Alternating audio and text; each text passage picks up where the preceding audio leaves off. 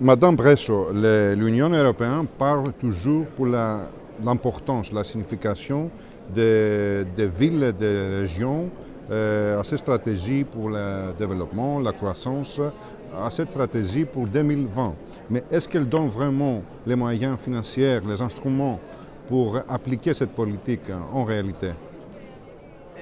Sûrement, certainement, l'Union européenne donne des instruments financiers pour appliquer les politiques. Vous connaissez les fonds structurels qui représentent grosso modo un tiers du budget de l'Union européenne. Et donc, à travers ça, nous pouvons aussi réaliser la stratégie Europe 2020. Mais, comme j'ai fait remarquer, il y a d'abord un décalage temporel. Parce que la première partie de la stratégie Europe 2020 tombait encore sous la période des fonds précédents et donc qui était orientée par une autre stratégie. Et donc je crois que, comme on a discuté aujourd'hui, il faudrait aligner les stratégies. Un deuxième niveau de considération, c'est que les fonds structurels servent aussi à réduire les inégalités entre les régions, c'est leur rôle principal. Et donc il faudrait des instruments financiers spécifiques pour Europe 2020, non plus des fonds, parce que ça n'existe pas, mais des fonds, des prêts, par exemple de la Banque européenne des investissements, à long terme qui permettent des investissements importants, même beaucoup plus importants à long terme. Et c'est ce dont nous avons aussi discuté aujourd'hui. Et est-ce qu'il y a des différences entre la stratégie de Lisbonne, la stratégie précédente et cette stratégie? La philosophie. Oui, je crois que naturellement la philosophie est toujours la même, augmenter la capacité compétitive au niveau mondial de l'Union européenne. Mais je crois que ça a été fortement intégré avec les préoccupations d'environnement et en particulier la lutte au changement climatique et l'économie verte, la green economy, que sûrement est une des opportunités pour développer non seulement l'Europe, mais pour la rendre plus compétitive dans les années prochaines. S'il y a quelque chose dans lequel l'Europe est première dans le monde, c'est sûrement la green economy, donc c'est une grande opportunité. L'accent est aussi plus fort sur l'agenda digital parce que depuis Lisbonne, le monde digital, les social networks, le web ont une importance qui a grandi énormément et donc je crois que là-dessus aussi l'agenda digital devient un peu un élément transversal pour permettre l'innovation dans tous les secteurs.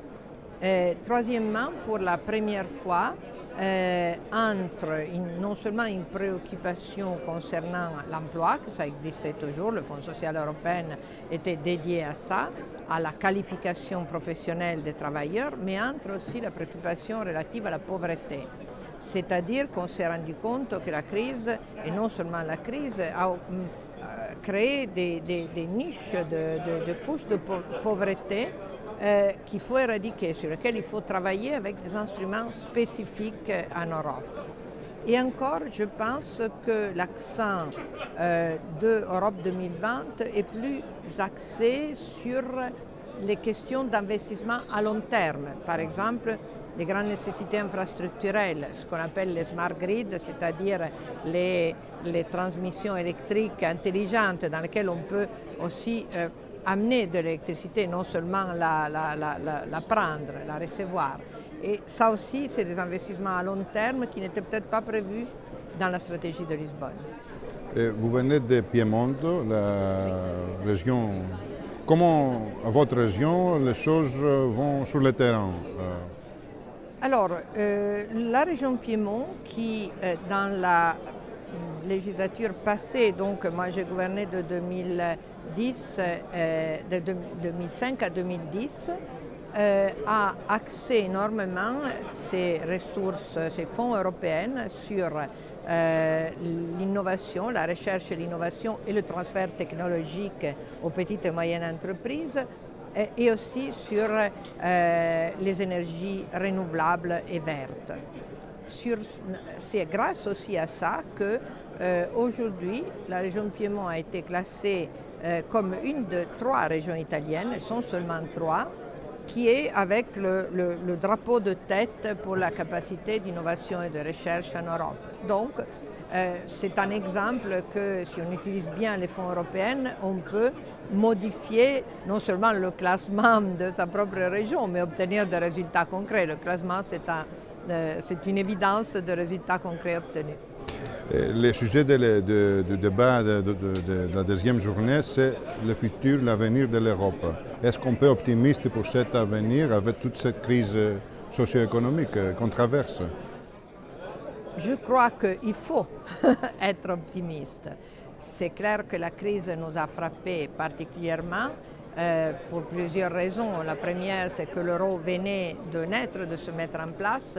Il n'avait pas encore tous les instruments nécessaires pour être ce qui doit être une monnaie forte qui nous protège des crises au niveau mondial. Et on s'est trouvé un peu à mi-chemin. Deuxièmement, je crois que nous avons besoin, si nous voulons rendre l'Europe plus forte, nous avons besoin d'une union politique et donc d'une capacité de décision plus rapide, ce qui s'est avéré aussi maintenant avec la crise en Ukraine. Donc je crois qu'il y a une possibilité d'un futur important et positif de l'Europe si nous avons le courage de faire un pas en avant.